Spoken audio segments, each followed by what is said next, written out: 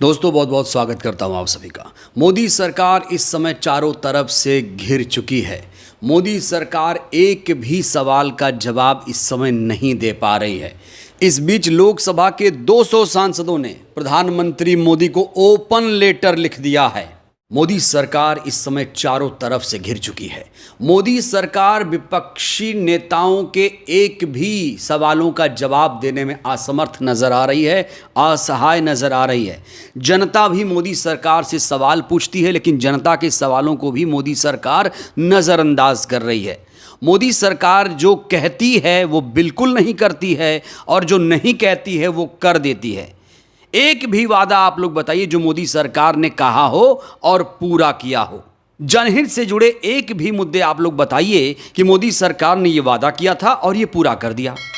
इस समय मोदी सरकार पहलगाम ऑपरेशन सिंदूर के मामले पर बुरी तरीके से गिर चुकी है। ऑपरेशन सिंदूर को लेकर आप लोग जानते हैं कि सीज फायर को लेकर बवाल मचा हुआ है कि ये सीज फायर किसने कराया था, मोदी जी ने कराया था या ट्रंपवा ने कराया था। हालांकि राष्ट्रपति ट्रंप लगातार ये कह रहे हैं, 10-11 बार ये बोल चुके हैं कि ऑपरेशन सिंदूर जो चल रहा था वो सीज फायर हमने कराया, व्यापार के लिए कराया। इस मुद्दे पर बीजेपी कुछ बोलने को तैयार नहीं है।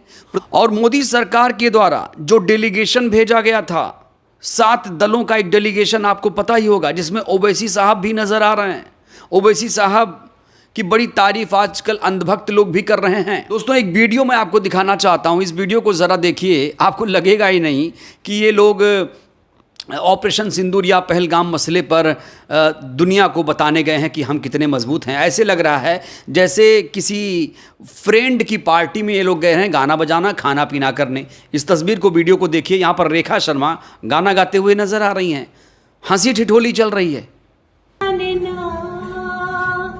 माने तू या माने ना।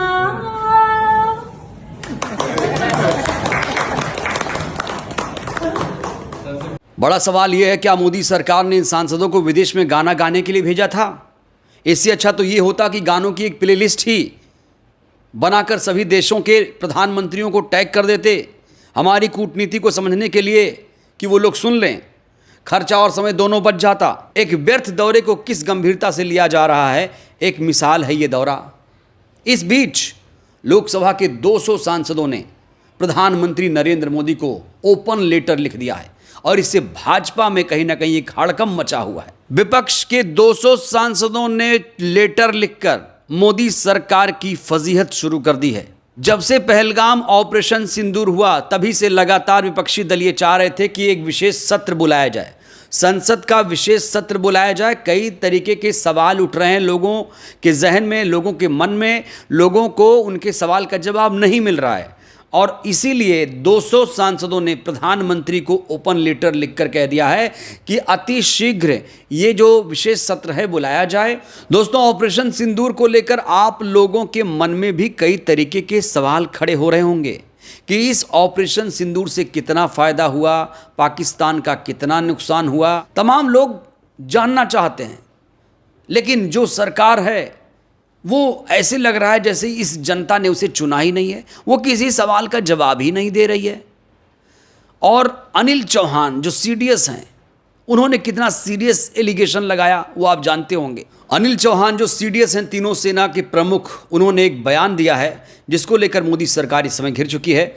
उन्होंने एक बयान में कहा है कि हमें फाइटर जेट का नुकसान हुआ है, ये माना गया है, फिर भी इस बात को मोदी सरकार क्यों छुपा रही है। इस तरह के सवालों के जवाब के लिए विशेष सत्र की डिमांड मोदी सरकार से इस समय कर दी गई है, लेकिन मोदी सरकार विशेष सत्र बुलाने से भाग रही है। मोदी सरकार पर दबाव डालने के लिए इस समय विपक्षी दलों की एक बैठक दिल्ली में बुलाई गई है। मैं आपको बताना चाहता हूं कि इसमें 16 दल शामिल हुए हैं। बड़ी बात यह है कि आम आदमी पार्टी और एनसीपी जो शरद पवार वाली है वो इस बैठक में नहीं पहुंच पाई है। इस बैठक में Congress party, Samajwadi party, Trinamool Congress, DMK, Shiv Sena, Uddhav Thackeray वाली, Rashtriya Janata Dal RJD, Jammu Kashmir national conference, Bharatiya communist party Marxwadi, Indian union Muslim league, communist party CPI, revolutionary socialist RSP, Jharkhand Mukti Morcha JMM, VCK,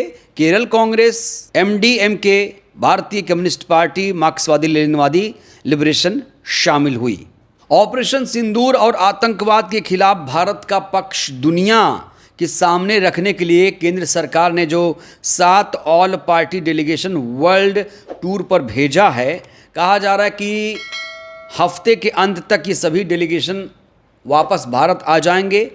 विपक्ष उनके लौटने के बाद अगले हफ्ते विशेष सत्र में इस मुद्दे पर बहस की मांग चाहता है।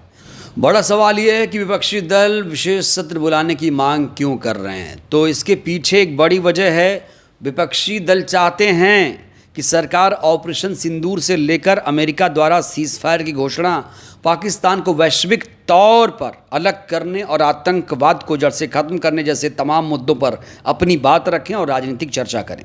जब सरकार दूसरे देशों में अपनी बात रख रही है तो देश की संसद में भी सारी बातें रखी जाएं, क्योंकि देश के 180 करोड़ की भावनाएं संसद से जुड़ी हैं। इसलिए सभी दलों के नेताओं ने पत्र लिखकर विशेष सत्र की मांग की है और मांग जायज़ भी है। वहीं आरजेडी सांसद मनोज झा ने गंभीर आरोप लगाया सरकार पर। उन्होंने कहा कि देश की जनता को सरकार के फैसलों और उनके प्रभावों के बारे में जानने का पूरा अधिकार है। उन्होंने तंज कसते हुए कहा कि अमेरिका के पूर्व राष्ट्रपति डोनाल्ड ट्रंप अब तक 12 बार भारत पाक संघर्ष में मध्यस्थता का दावा कर चुके हैं, लेकिन भारत सरकार अब तक चुप्पी साधे बैठी है। इससे यह आभास होता है कि सरकार या तो असहज है या तो जवाब देने से बच रही है।